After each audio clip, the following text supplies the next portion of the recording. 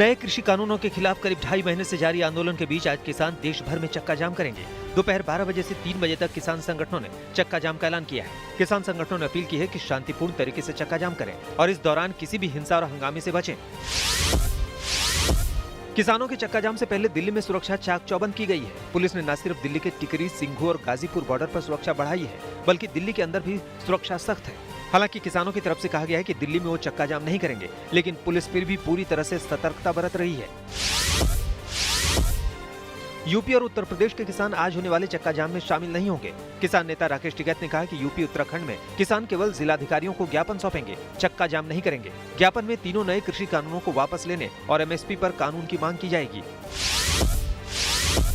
कांग्रेस ने आज होने वाले किसानों के चक्का जाम के समर्थन का ऐलान किया है। कांग्रेस की ओर से जारी बयान में कहा गया है कि पार्टी किसान आंदोलन के साथ है और देशव्यापी शांतिपूर्ण चक्का जाम का समर्थन करेगी। साथ ही कहा गया कि कृषि कानूनों को लागू करने से पहले न तो केंद्र ने विपक्षी दलों की सलाह ली और न ही किसान संगठनों से बात की।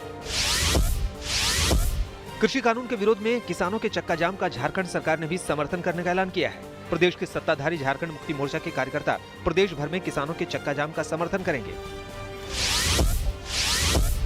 किसानों के देशव्यापी चक्का जाम को देखते हुए गृहमंत्री अमित शाह ने अपना सिंधु दुर्ग दौरा रद्द कर दिया है। महाराष्ट्र के सिंधु दुर्ग में गृहमंत्री अमित शाह नारायण राणे के मेडिकल कॉलेज का उद्घाटन करने वाले थे। अब गृहमंत्री कल यानी रविवार को सिंधु दुर्ग जाएंगे।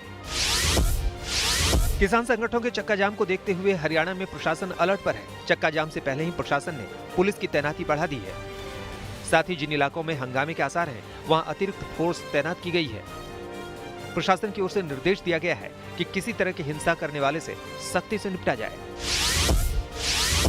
किसान आंदोलन के बीच सरकार से बातचीत को लेकर भारतीय किसान यूनियन के प्रवक्ता राकेश टिकैत ने बड़ा दावा किया। राकेश टिकैत ने कहा कि कृषि कानूनों पर मीटिंग के दौरान अफसर केंद्रीय मंत्री को उत्तर लिखकर देते थे।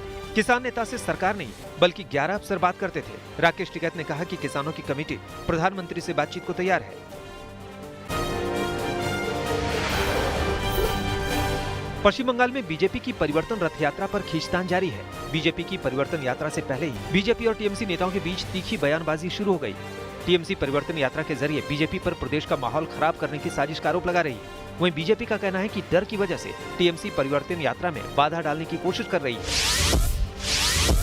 बीजेपी की परिवर्तन यात्रा पर मचे घमासान के बीच बंगाल बीजेपी के अध्यक्ष दिलीप घोष ने ममता सरकार को चेतावनी दे डाली।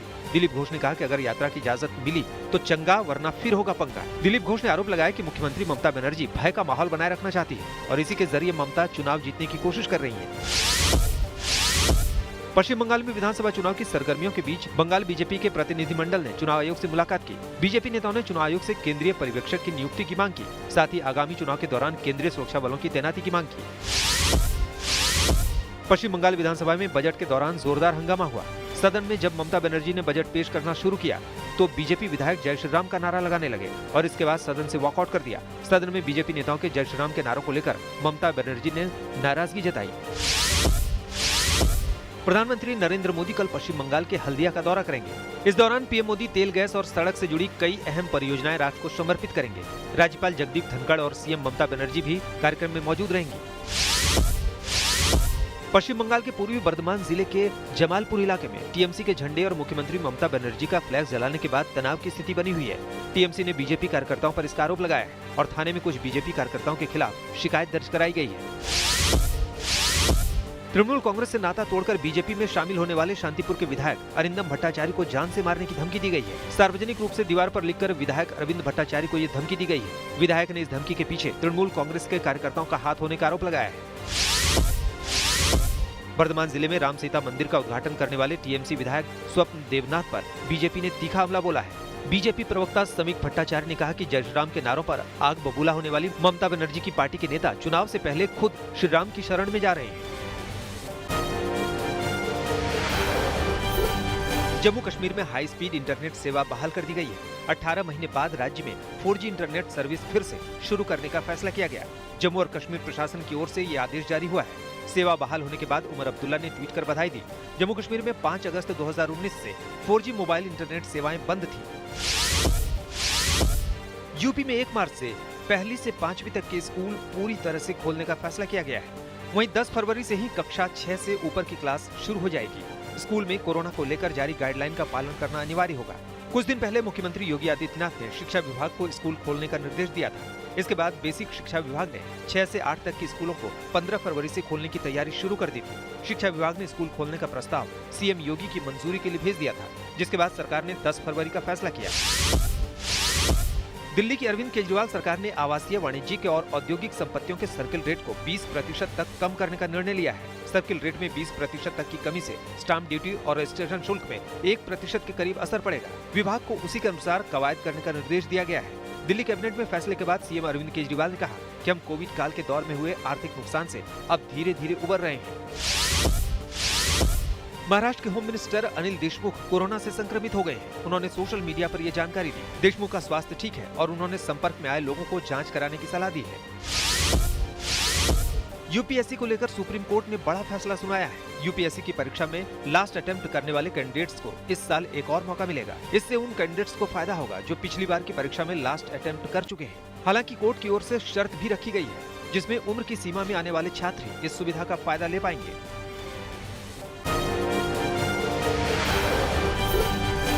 मैदानी इलाकों में जहां ठंड धीरे-धीरे कम हो रही है, वहीं पहाड़ों पर बर्फबारी का दौर जारी है। उत्तराखंड के चकराता में ऊंचाई वाले इलाकों में भारी बर्फबारी हुई, जिसने यहां आने वाले सैलानियों के चेहरे पर मुस्कान ला दी है। चकराता पूरी तरह से बर्फ से ढक गया।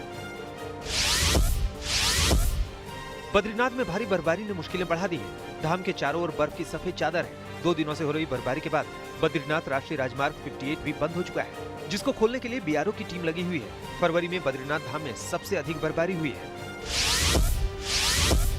मौसम के करवट बदलते ही रुद्रप्रयाग जिले के ऊंचाई वाले इलाकों ने एक बार फिर से बर्फ की चादर ओढ़ ली है।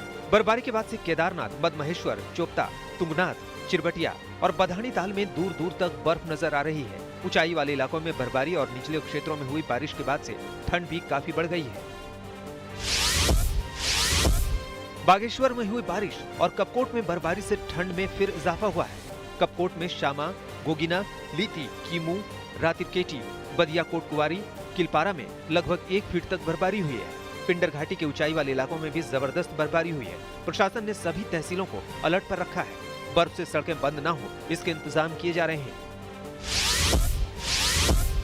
उत्तराखंड के टिहरी में घनसाली के ऊपरी हिस्से में जबरदस्त बर्फबारी हुई है। घनसाली के मथकुड़ी, हिंदाव, गंगी, गेनवली, पिंसवाड़, मेड़, मारवाड़ी में आसमान से सफेद आफत ने मुश्किलें बढ़ा दी है। बर्फबारी के चलते निचले हिस्से कड़ाके की ठंड और शीतलहर की चपेट में हैं।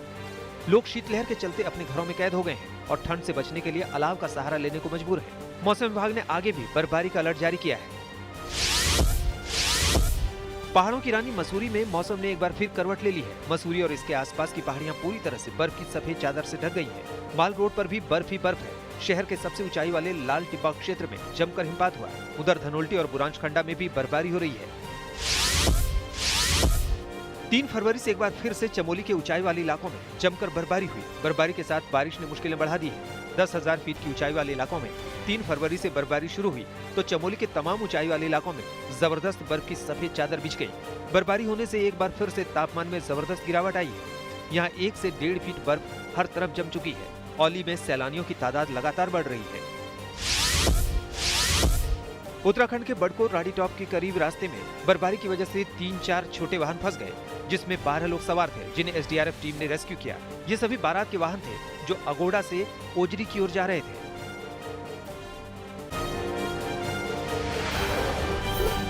उत्तराखंड के हल्द्वानी में ज्वेलर से 50 लाख रुपए की रंगदारी मांगने वाले 5 आरोपियों को पुलिस ने गिरफ्तार किया है।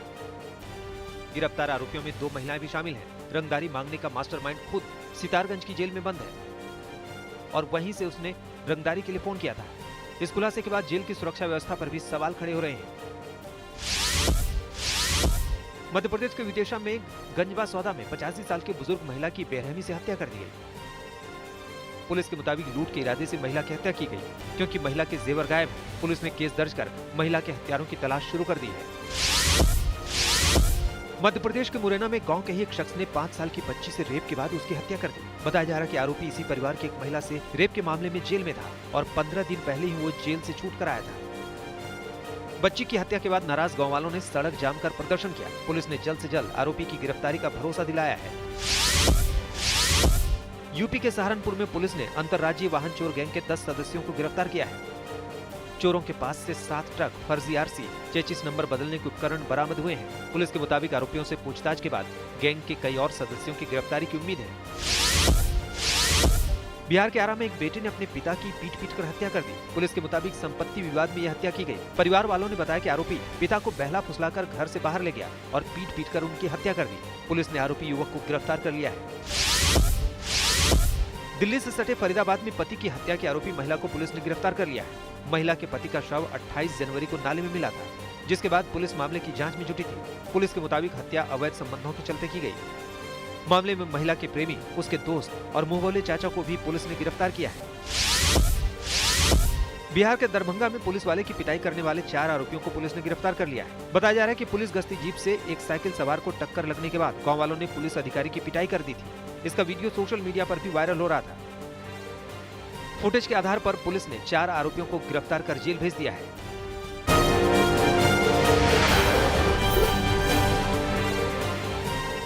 भारत और इंग्लैंड के बीच चेन्नई टेस्ट का आज दूसरा दिन है, जहां टीम इंडिया के गेंदबाजों के सामने इंग्लैंड की टीम को जल्द आउट करने की चुनौती है। पहले दिन का खेल खत्म होने तक इंग्लैंड ने 3 विकेट के नुकसान पर 263 रन बनाए थे।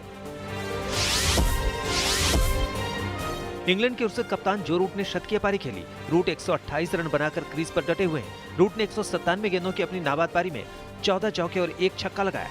रूट ने 100वें टेस्ट करियर में करियर का 20वां शतक जड़ा है, जिन्हें आउट करना टीम इंडिया के सामने बड़ी चुनौती है।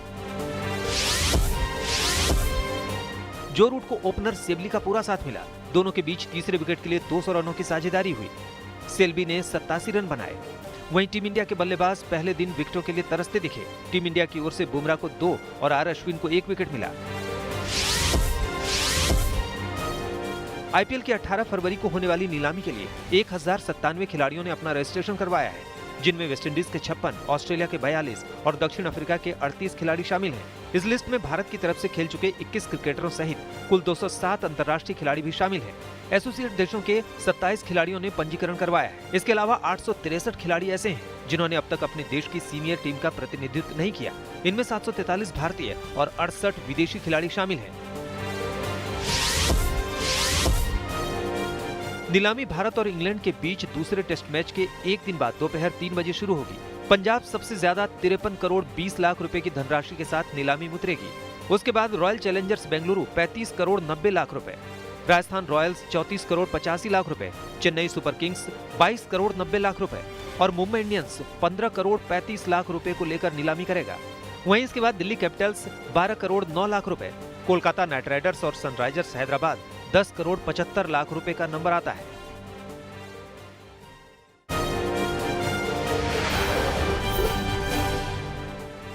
पूर्व अमेरिकी राष्ट्रपति डोनाल्ड ट्रंप पर महाभियोग का चाबुक चला है। हाउस इम्पीचमेंट मैनेजर ने पूछा कि किसकी शह पर हुई थी कैपिटल में हिंसा। दरअसल ट्रंप के वकील ने हाल ही में हिंसा के लिए पब्लिक रिलेशन स्टंट शब्द का इस्तेमाल किया था। शनिवार को सीनेट में महाभियोग पर सुनवाई होनी है।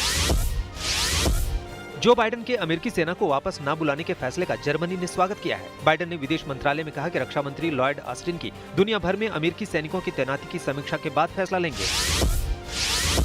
नावेल्नी की रिहाई को लेकर रूस पर यूरोपीय संघ का दबाव बढ़ गया है। ईयू की विदेश नीति के प्रमुख जोसेफ बोरेल ने मॉस्को में रूस के विदेश मंत्री से मुलाकात की। रूस की अदालत बोरेल को जेल में नावेल्नी से मिलने की अनुमति देने पर विचार कर रही है। पैरोल नियमों की अनदेखी करने पर नावेल्नी को 3 साल की सजा सुनाई गई है।